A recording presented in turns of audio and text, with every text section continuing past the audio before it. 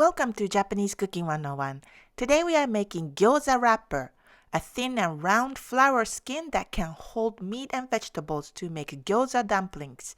Homemade gyoza skins are quite different from store-bought ones. They are thicker, chewier, heartier, and still delicious. We only need 3 ingredients: all-purpose flour, water, and katakuriko potato starch or cornstarch. For more information and complete recipe, please visit our website, JapaneseCooking101.com.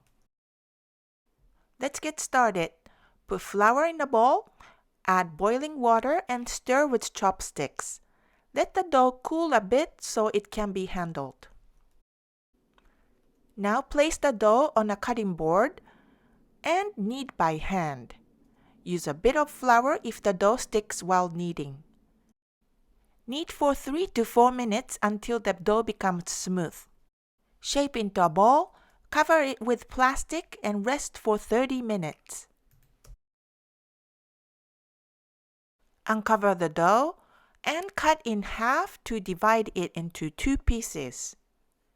Take one and roll it out into a log. We'll make 12 pieces per log and a total of 24 wrappers. Measure the log to be approximately 12-inch long and cut into 12 pieces per log.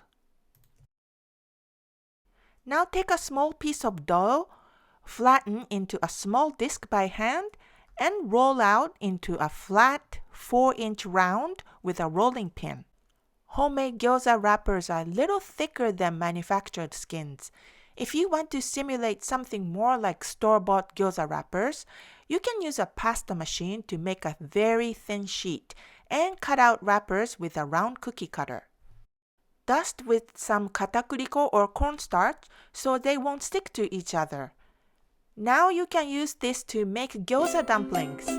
Check out our gyoza and shrimp gyoza recipes already on YouTube and on our website.